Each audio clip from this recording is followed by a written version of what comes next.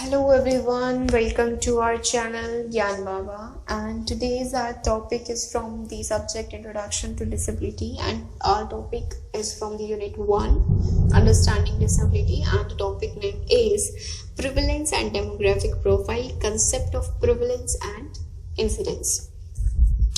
Okay so as हम किसी भी नए टॉपिक में क्या करते हैं, सबसे पहले हम हेडिंग समझने की कोशिश करते हैं। तो हेडिंग में क्या दिया गया है सो दैट आप लोग क्वेश्चंस इजीली कर सकते, ठीक है। शॉर्ट तो आप ऑटोमेटिकली कर लेंगे अगर आपको लॉन्ग समझ आ गए, है ना। सो टॉपिक को समझ लेते हैं पहले, then we will go for the concept of prevalence and incidence. Okay, so prevalence का मतलब क्या होता है? प्रेवलेंस का अगर मैं सिंपल वर्ड्स में आपको समझाऊं, पहले डेफिनेशन हम बाद में देख लेंगे। प्रेवलेंस होता है किसी भी पर्टिकुलर, ये चीज मेन आप याद रखिएगा, इस डेफिनेशन में आपको लिखनी बहुत जरूरी है। पर्टिकुलर डिसेबिलिटी, कोई भी स्पेसिफिक डिसेबिलिटी की बात हो गई है यहाँ पे, ठीक है। सो होता क्या है प्रेवलेंस क्या होता है? प्रेवलेंस होता है हमारा कि जो टोटल नंबर ऑफ इंडिविजुअल्स हैं, जो टोटल नंबर ऑफ लोग हैं हमारे, जो क्या है एक स्पेसिफिक हमारी डिसेबिलिटी के अंदर है, कब? जो आपका गिवन टाइम है, ठीक है, उस टाइम पर। तो जो total number of disable people हैं एक स्पेसिफिक डिसेबिलिटी के, वो हमारे प्रिविलेंस में आते हैं। जब भी आप करंटली एक सर्वे कर रहे हैं या फिर जो भी आपको टाइम दिया गया है, उस टाइम पे आपने जो करंटली एनालाइज किया है टोटल नंबर ऑफ जो हमारे इंडिविजुअल्स हैं for a specific disability of a particular disability is the prevalence, ठीक है। समझ आ गया? अब इसका एक फॉर्मूला होता है number of cases upon population into 100, ठीक है। तो ऊपर हम वो केस लिखते हैं जो हमारे टोटल आए हैं, ठीक है। टोटल नंबर ऑफ केसेस, ठीक है। टोटल नंबर ऑफ केसेस किसके लिखेंगे? जिस भी डिसेबिलिटी की आपसे बात की गई है या आपसे पूछा गया है। जैसे कि अगर हम एग्जाम्पल ले लेते हैं सीपी, ठीक है, तो आपके पास टोटल पॉपुलेशन तो कितनी है यहाँ पे? 100 है, ठीक है।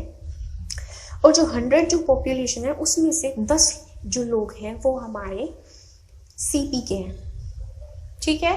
तो जो 10 जो है हमारा वो हम ऊपर लिखेंगे नंबर ऑफ केसेस में, एंड नीचे हमारा आ जाएगा पॉपुलेशन टोटल कितनी थी 100 and into 100, and then you will solve and you will have the prevalence, ठीक है। समझ आ गया? अब हम आते हैं इंसिडेंस क्या होता है। इंसिडेंस होता है हमारा जो हमारे न्यू केसेस आए हैं, ठीक है। डेफिनेशन आपको बाद में समझाऊंगा, पहले एक बेसिकली समझ लेते हैं। तो हमारा प्रिविलेंस तो क्या था? किसी भी पर्टिकुलर डिसेबिलिटी के जो नंबर है टोटल ऑफ इंडिविजुअल्स एक टाइम पीरियड पे जिसकी भी बात पूछी जा रही है तब की ही बात होगी, ठीक है। लेकिन एक जो हमारे पर्टिकुलर डिसेबिलिटी है उसकी यहाँ पे बात की जा रही है। इंसिडेंस में क्या होता है कि जितने भी न्यू केसेस आए हैं वो किसी भी डिसेबिलिटी के हो सकते हैं। ये आपको यहाँ पे ये नहीं कहा गया है कि भाई हम सीपी के ही देखेंगे या हम इसे ये देखेंगे, नहीं। वहां पे total number of new cases जो आए हैं वो चाहे सीपी का हो, चाहे वो एमआर का हो, चाहे वो आपकी 21 डिसेबिलिटी में से किसी भी डिसेबिलिटी का हो, लेकिन वो हमारा क्या है, एक न्यू केस आया है।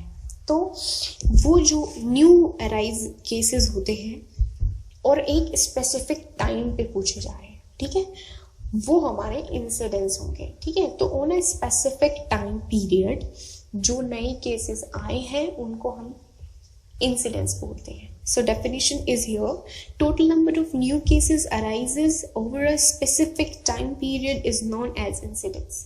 समझ आ गया? हिंदी में आप खुद पढ़ लेंगे, हिंदी में भी मैंने लिखा हुआ है नीचे, नोट्स में भी लिख सकते हो आराम से, कोई दिक्कत की बात नहीं है। आई होप समझ आ गया होगा। एक बार फिर से समझा देती हूँ, इसका हम फॉर्मूला समझ लेते हैं, उसमें आपको समझ आ जाएगा थोड़ा बहुत जो भी आपको रह गया होगा। So incidence rate is equal to the number of new cases of disease in a given time period upon total person time at risk during the study period, ठीक है। सो ऊपर क्या लिखेंगे आप? इसमें जो टोटल न्यू केसेस अराइज हुए हैं वो एंड अपॉन जो आपके टोटल पर्सन टाइम है, ठीक है, किसी भी एक टाइम पीरियड में जिसमें भी आप चेक करेंगे तो जो टोटल लोग थे वहां के वो नीचे लिखेंगे, और जो हमारे न्यू केसेस आए हैं वो हम ऊपर लिखेंगे और हमारा इंसिडेंस रेट निकल जाएगा, ठीक है। So that is the incidence, meaning किसी भी टाइम पीरियड पे जो नए केसेस हमारे निकल के आए हैं उनको हम इंसिडेंस बोलते हैं, ठीक है। अब आते हैं हम factors affecting prevalence and incidence, ठीक है। तो अब हमें प्रिवलेंस समझ आ गया, इंसिडेंस भी समझ आ गया। अब बात आती है कि वो चीज़ें होती कैसे हैं, क्या क्या कारण होते हैं।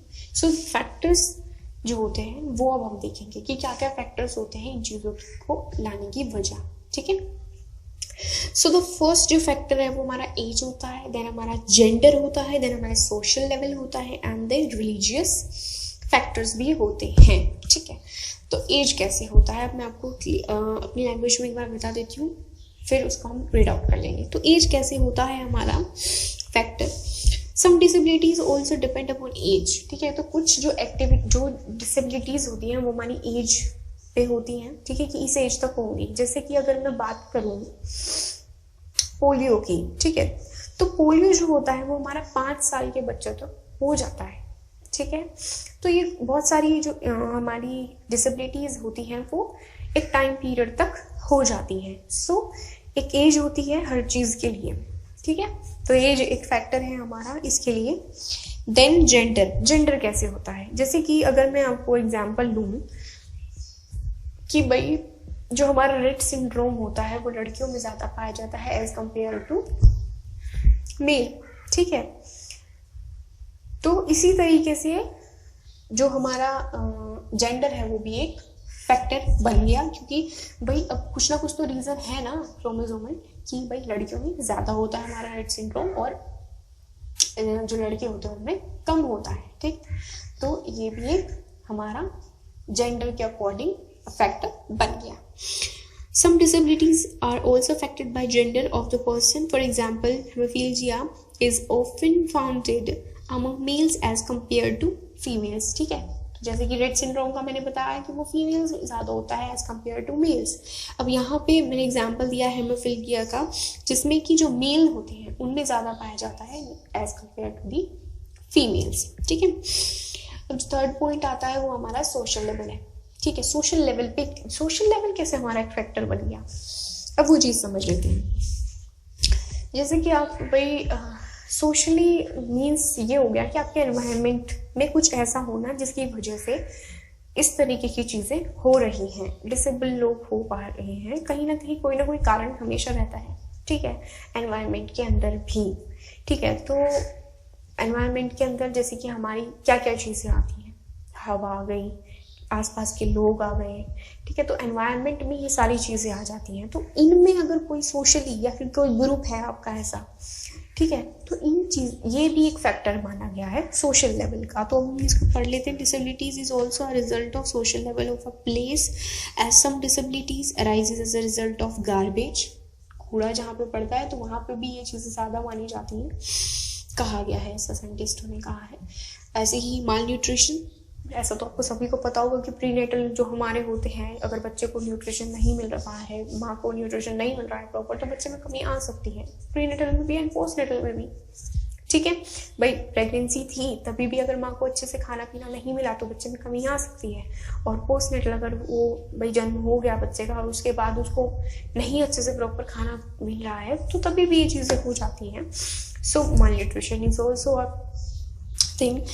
देन मोर पॉपुलेशन डेंसिटी, भाई लोग तो ज़्यादा हो गए और खाने पीने की चीज़ें कम हैं, या फिर और भी चीज़ें जो होती हैं रहने की रेजिडेंशियल जो भी चीज़ें होती हैं हमारी वो कम हैं, तो भी कहीं ना कहीं एक ये कारण बन जाता है जिससे कि एक बच्चे को इस तरीके की प्रॉब्लम्स हो सकती हैं, ठीक है। अब बात आती है रिलीजियस फैक्टर। अब रिलीजियस कैसे फैक्टर हुआ, अब हम ये देख लेते हैं रिलीजियस फैक्टर कैसे होता है।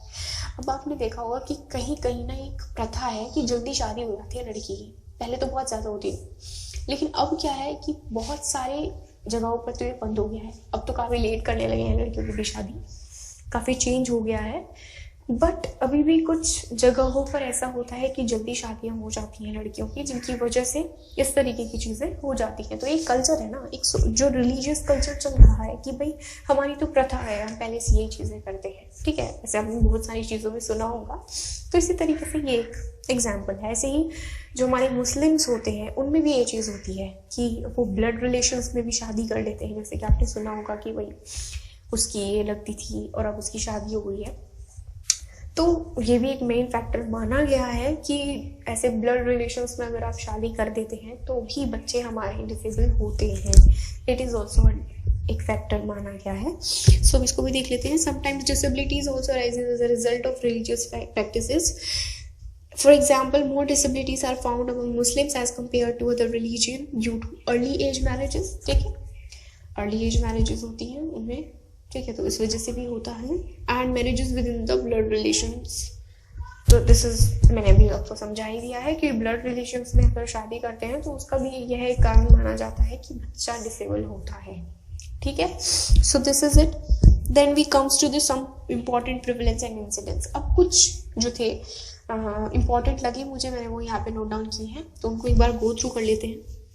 So number 1 is according to Thylaphorus 1998, around 45 crore population suffers from blindness and 135 crore population suffers from the low vision around the world। तो पूरे ही संसार में क्या हुआ कि इतने जो लोग थे, कब की बात है, 1998 की बात है। थायरोफोरस जो हमारे थे उन्होंने ये बताया कि अराउंड 45 करोड़ जो पॉपुलेशन है वो ब्लाइंड हो गई। ठीक है, and 135 population suffer from the low vision. ठीक है, तो उनको कम दिखाई देना शुरू हो गया। ठीक है, सो ऐसा हुआ था इन 1998 में। According to WHO in 1997 there were 38 crore suffers from the blindness. ठीक है, WHO ने 1997 में एक सर्वे किया तो उसमें पता चला कि इतने लोग 38 करोड़ लोग जो हैं वो ब्लाइंडनेस से सफर कर रहे हैं and 10 crore with low vision. ठीक है, जिनको कम दिखाई देता है, एंड 1 करोड़ जो लोग थे वो विजुअल इम्पेयरमेंट में थे। ठीक है, तो this is the thing. According to PED अराउंड 14.6% children suffer from the visual impairment. ठीक है, तो फिर अब ये भी आए PED, इन्होंने भी बताया कि इतने % जो बच्चे हैं वो हमारे विजुअल इम्पेयरमेंट से सफर कर रहे हैं। Then we comes to the 4 point according to RCI 1991 32.42 crore population suffers from hearing impairment। अब इन्होंने बताया कि hearing impairment से कितने करते हैं, 32.4 करोड़ population जो है वो hearing impairment से सफर कर रही है। कब? 1991 में। ठीक है, किसने बताया? RCI ने बताया। Okay, now we comes to the 5th point. According to NSSO 1991 around 24 crore population suffers from the mental illness. Mental illness से सफर कर रहे थे कितने लोग? 24 करोड़। ठीक है, कब? 1991 में। किसने बताया? NSSO ने बताया। ठीक है, around 300 crore persons suffers from motor disabilities in which 3 crore are the kids, बच्चे थे, एंड जिनकी एज जो थी वो 14 इयर्स से कम थी। ठीक है, तो वो बच्चे जो थे वो किससे सफर कर रहे थे? मोटर डिसेबिलिटीज से, फाइन मोटर डिसेबिलिटीज या फिर हमारी ग्रोस मोटर डिसेबिलिटी, मतलब इस तरीके की जो डिसेबिलिटीज थी उनसे उनको प्रॉब्लम सफर कर रहे थे वो। ठीक है, तो दैट्स इट। ये आज का टॉपिक हमने कर लिया है एंड आई होप आपको समझ आया होगा। सो प्लीज़ लाइक कीजिएगा, शेयर कीजिएगा, ज़्यादा से ज़्यादा सब्सक्राइब कीजिएगा सो दैट अगली वीडियो जब भी आए आपको नोटिफिकेशन पहुंच जाए और आप जल्दी से जाकर उसको देख लो और जल्दी से सीख लो और जल्दी से एग्ज़ाम्स क्लियर कर लो अपने, जो भी आप दे रहे हो, वो स्पेशल DED के हैं, डिप्लोमा के हैं या फिर आपकी CTET है, DFS भी, किसी भी चीज़ का है। That is the thing. Thank you for watching and please like share कीजिएगा ज़रूर and please go to the description, वहाँ पे आपको हमारा लिंक मिल जाएगा फेसबुक के लिए भी। आप फेसबुक पे जाके भी पेज हमारा फॉलो कर सकते हैं, वहाँ पे आपको सारी अपडेशंस मिलती रहेंगी एंड वो एग्ज़ाम से रिलेटेड हो या हमारी जो वीडियोस हैं उनसे रिलेटेड हो, तो वहाँ पे भी आप जा सकते हैं and follow us. And description में ही आपको ब्लॉग भी मिल जाएगा, ब्लॉग का एक लिंक मिल जाएगा, वहाँ पे आप जाइए और वहाँ से आप नोट्स भी लिख सकते हैं। अगर किसी को लिख के याद करना है, पढ़ना है, तो आप वहाँ से जा सकते हैं, वहाँ से पढ़ लीजिए and you can write your notes. Okay, so thank you for watching. फिर मिलते हैं नेक्स्ट वीडियो में। Okay, bye bye, take care.